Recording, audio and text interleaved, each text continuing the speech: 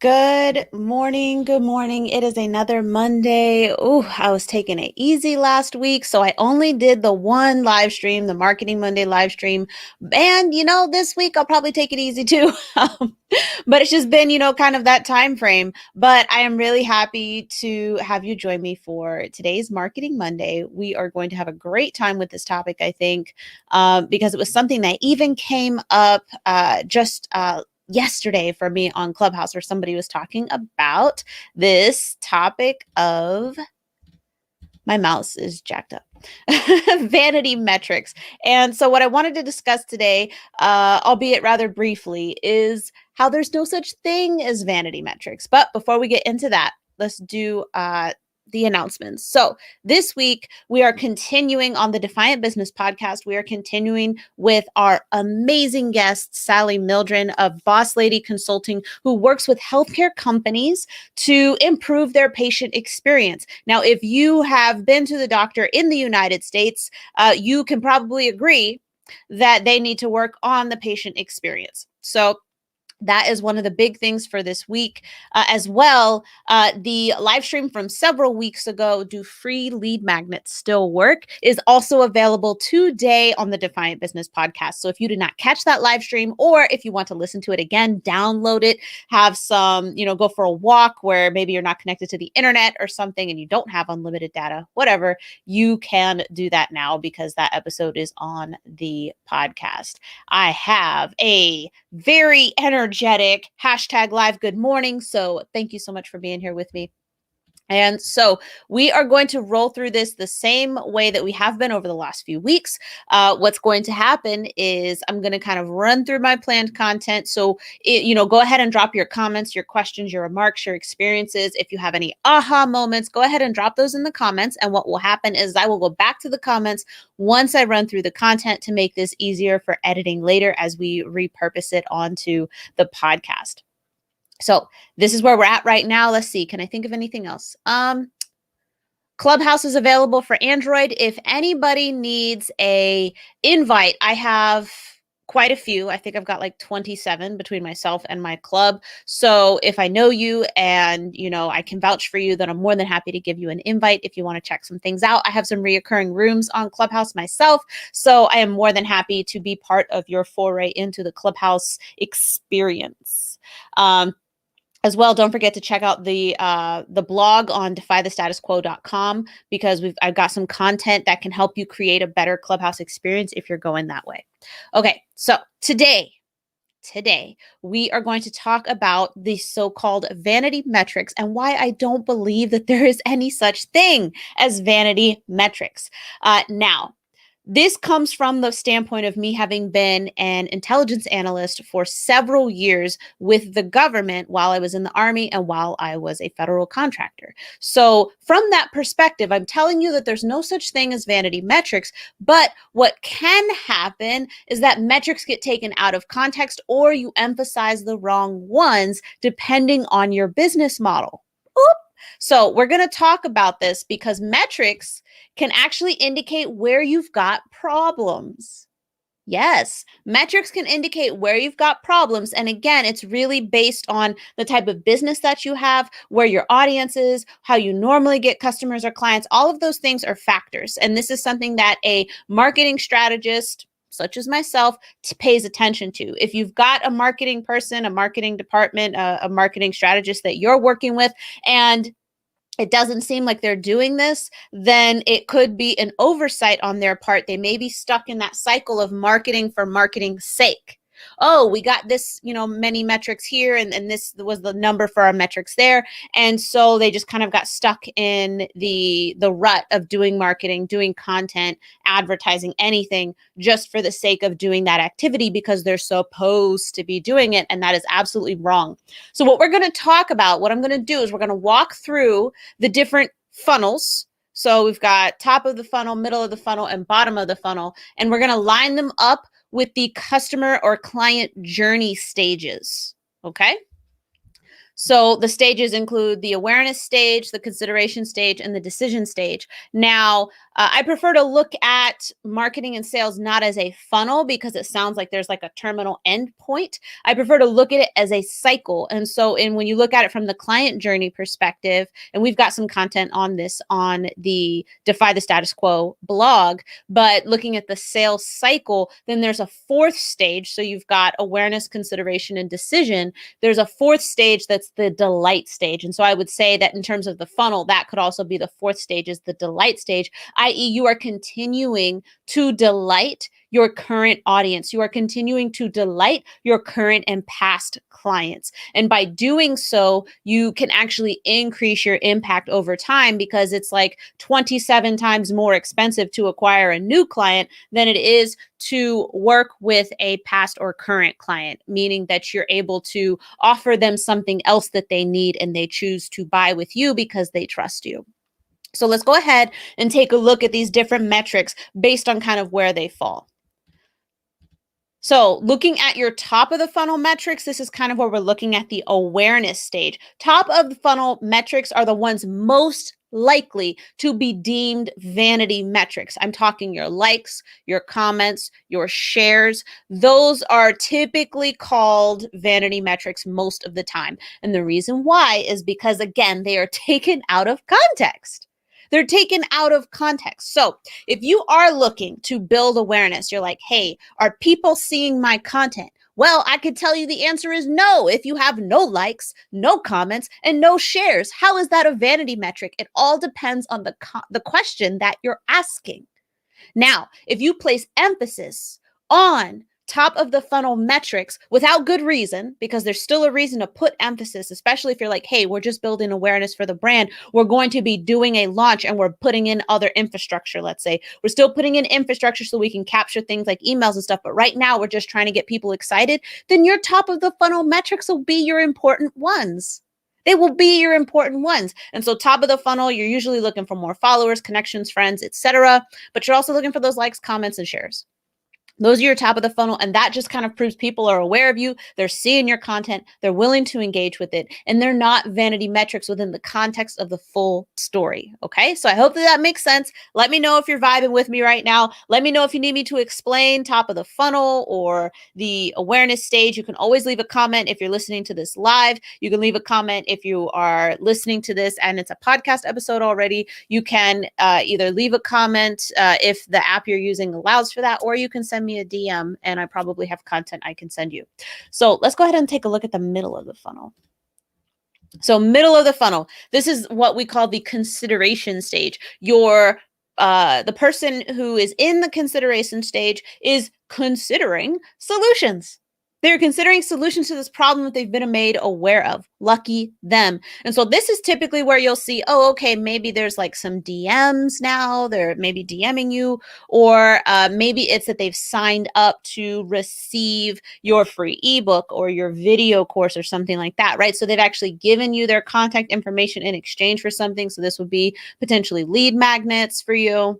Middle of the funnel could also be, depending on how your kind of sales and marketing cycle is set up. Middle of the funnel might also be, workshops and things like that. But essentially, people have taken an additional step beyond engaging on social media, and they're really kind of trusting you a bit more.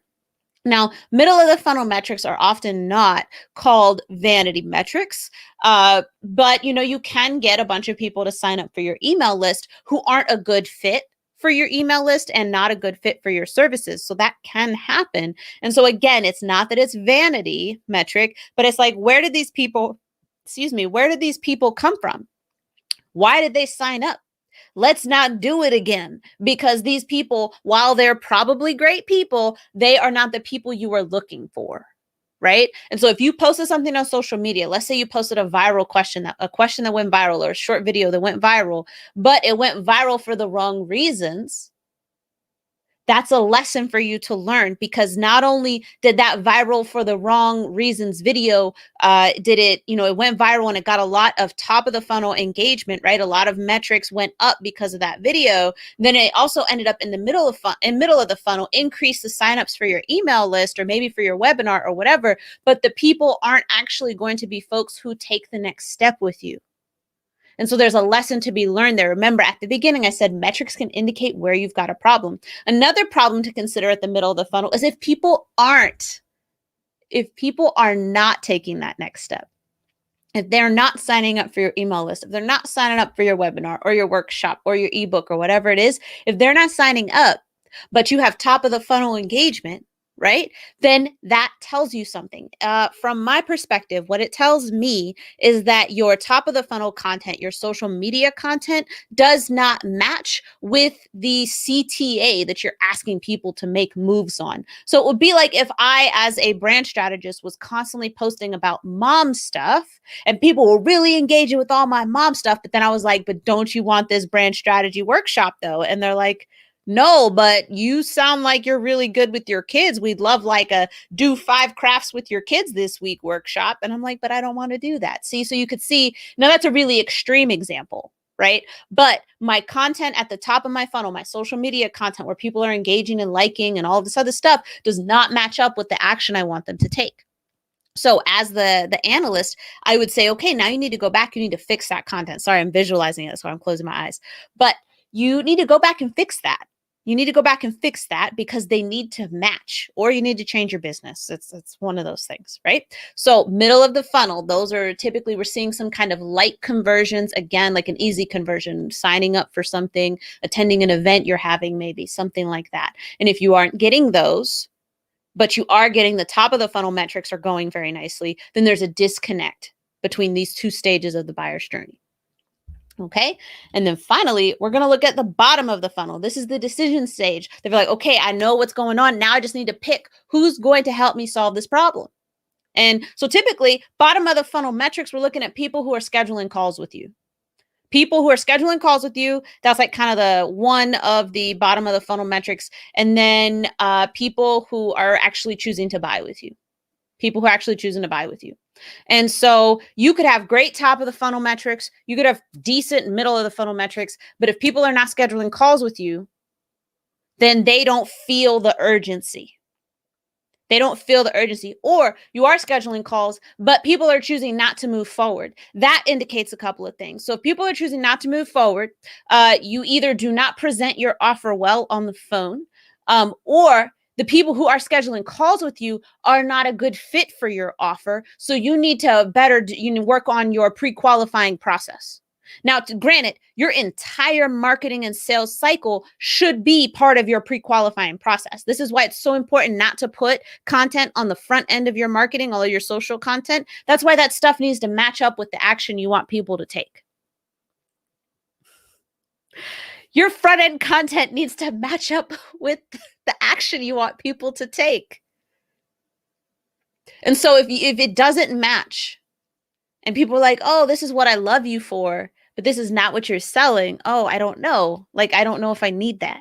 So it could be a few things there, right? So again, you're not presenting your offer well on the phone or on Zoom or whatever it is. Maybe it's complex. Maybe you put too much in there. Maybe you're trying to give them all the tools instead of talking to them about the benefits. And I see that a lot in terms of people being like, oh, well, I'm certified in this and I can do that. And we have these exercises and I have access to this and I've got this. And the person does not care. The person does not care. Keep it simple. And then once they sign, tell them what they've won. But don't tell them what they've won before they sign with you, because they don't care. They don't care until after they agree to move forward with you. And then you tell them all the stuff that they've won. And they're like, wow, look at all this great stuff that I got. But if you bring it out before then, they're going to be confused. They're going to want to ask all these questions like, well, how does this fit in with that? And you're like, well, I mean, I'd really have to get into an in-depth explanation. And then you end up on the phone for 2 hours and they still don't buy with you because it was confusing. If it takes 2 hours to close, if it takes 2 hours, and by close, I just mean good fit or not. If it takes 2 hours to do that, you're doing too much. And sales is not even my like super supreme area of expertise, but I know that 2 hours is too much. So that's kind of what you're looking at for the 3 different ones. But if you look at the delight stage, which I did not create a banner for, the delight stage, It's basically very much like the top, middle, and bottom. It's very much like the stuff you put at the awareness, consideration, and decision, because your current and past clients can still go through that process, but their trust level with you, as long as their experience was good, their trust level with you is still very high. So they may go back through your process, like go back through your marketing cycle, marketing and sales cycle at an accelerated pace. So perhaps you worked with them last year on something, but now you're offering a new service and you announce it on social media. And that person who worked with you last year was like, oh, she was so good. He was so good. Let me sign up for this webinar where they're telling us more about it. Oh, that was so great. This is exactly what I needed. And I want to move forward right now. So they scheduled a sales call. The call is just, y'all are just kind of shooting the shit, honestly, because they're like, oh yeah, you remember last year how we were doing XYZ. And you're like, yeah, I remember that. And they're like, okay, that's cool. This is what we're trying to do now. And based on what you're saying about your new service, your new offering, do you think that could help? And you're like, you know what? I think it could. And they're like, okay, great, let's move forward. And you're like, okay, cool. So this is how much it costs. They're like, cool, let's do it. And you're like, okay. And then you ask them, so are we using the same credit card as last time? And they're like, oh, you know what? I got a new credit card. Let me go grab it. Like, that's how it goes. That's how it goes when you're reconverting a past client. And then with a current client, they may just add on to their current arrangement with you. So just understand that your current and past clients, they still may want to work with you if it's a good fit. And you just want to take care of that relationship and nurture it. The last thing that I want to tell you is that different models emphasize different metrics. And so we cannot compare metrics if we do not have similar models. So if your model is like, oh yeah, you know what? I hardly spend time on social media. All of my clients come through referrals. And then they're like, oh, well, likes and comments, those are just vanity metrics. Get out of here. You don't even use the same model. You get all your stuff from referrals, which is great. Like, I'm not knocking the model. What I am knocking is when you're judging other people's care for their metrics that don't line up with your model. Now, if you wanted to say, hey, I no longer want to be just referrals, how do I build awareness? Then you can't look at top of the funnel metrics as vanity metrics anymore. You have to understand that every single metric at every single stage of the story contributes, or every single stage of the journey contributes to the story. The numbers tell a story, and you need to be able to extract. You need to be able to extract that story from the numbers. And if you are looking at any metric as a vanity metric, I swear you are taking it out of context. And when it's out of context, it loses its meaning. It's like if I say the word apple. And you're like, okay, so apple, I just took it out of context. I just gave you the word. Green apple. And you're like, okay. But if I say, oh my goodness, I was at an orchard and a green apple fell right out of the tree as I was looking up and hit me in the eye, and that's why I have this black eye. That was a whole story, and you were able to follow along. That is the same as your metrics. Your metrics are like the individual words in a sentence. If I pull it out, the sentence loses meaning, but that word by itself doesn't have nearly as much meaning as it would within the context of the story. So thank you for joining me today. I hope I changed your mind about vanity metrics, because honestly, they don't exist. All right, let me look at my comments. Okay, so somebody is loving this. Thank you. I'm so glad to hear it. Yes, your metrics tell you exactly, shoot, stupid mouse. Your metrics tell you exactly where your kind of blockages are, where your slowdowns are. And if you imagine that traditional funnel where it's got all the holes in it, right? Everything is just pouring out all at the same time. So by the time you get to the bottom part of the funnel where you're like, oh, I was supposed to have calls at this part of the funnel. Well, everybody leaked out. So why you got so many holes in your funnel? Why you got so many holes in there? Time to plug them, right? David, I am so glad. Yes, vanity metrics are like, it's just not real. It's just not real. It'd be like if you watched 5 minutes of a Marvel movie somewhere in the middle. One you've never seen with heroes you don't even know. They've never even made a comic book about these people. You have no backstory, but you got to watch 5 minutes and you're like, well, what's the rest? Well, that was worthless because I only got to see 5 minutes. No, you only got to see 5 minutes. It doesn't mean it's worthless. You just need the rest of the story. And it's always a Marvel movie for me. I don't know why. Okay. Yes. Metrics tell the story. And so this was a big thing I learned when I was serving and when I was working as an analyst. Metrics tell a story. Like metrics are intelligence, basically. That's your marketing intelligence. And you want as many pieces as you can, but only in so much as you can understand them. So if you're looking at a system, if you're looking at metrics that you don't understand, that doesn't make them worthless. It just means you need a translator. That's where your data analysts come from. That's where your marketing strategists, they should be able to help you with this because the metrics help devise the strategy. Okay, so that is it for me today. And I will just leave you off with the reminders. The Defiant Business Podcast, new episode today. Are free lead magnets, like, do they still work?